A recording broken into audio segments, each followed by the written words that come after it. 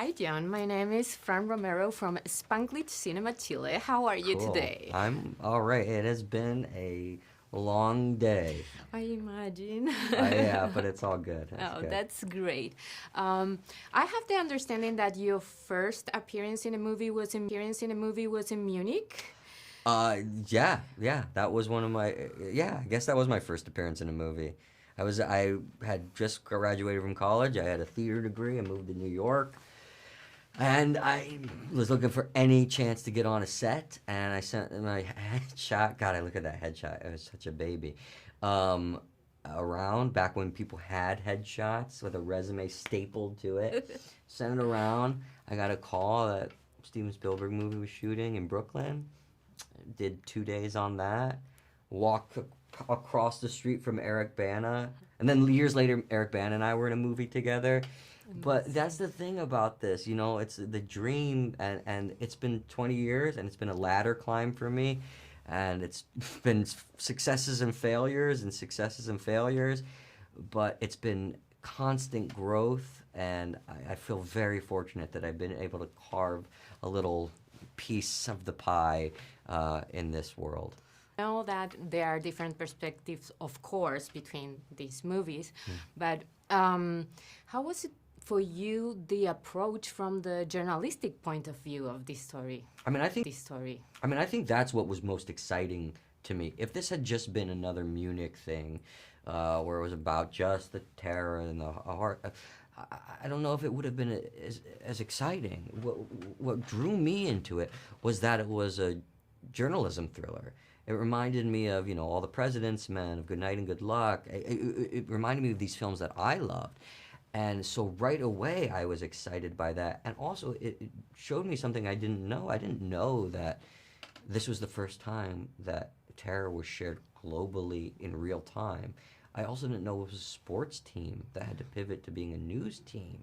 So there were so many interesting things that I was discovering as I read the script. And then on top of that, Geoffrey's character being pushed and pulled in two directions by Ruin and Marvin, a legend and his mentor, of getting ratings and being a true journalist, was just something that I really wanted to do. It's so interesting because you put all the humanity dilemmas in your character, because you have the journalistic ethic dilemma, but also you have the position to do something that no one else can do it before. So how was to work that balance of power dynamics? It's a struggle, right? And that's what makes for great drama, that having that struggle. But what I've learned from talking to journalists is that motivation to be the first is like, it's so vital. You guys you want to be the first. So for playing Jeff and understanding that need to do it and not even think about the consequences was something that, you know, we were trying. And also, and to wrap up, is that your character, even though all the things that happens, has also the contradiction that he has an upgrade. I know, right? So how did you approach to that emotion?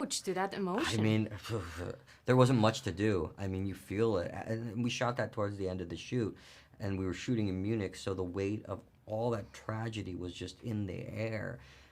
And stepping into that office and imagining what it was like for Jeff, because I was in contact with Jeff throughout the whole thing, and to step in that office for 22 hours, not even being able to process what had really happened, and then being told you've been promoted after we reported it wrong, we fucked up, it was a catastrophe, lives were lost, and then you get a promotion. But I think that's why journalism is so fascinating, because it's not often that you have a profession where you can get promoted when people die. And that happens for journalists, which is weird. So weird and unhuman. Yeah. Thank you so much. I would love to have more time. I'm a Hopefully sociologist, another time. so you're... I hope to talk. Hopefully I'll see you again soon.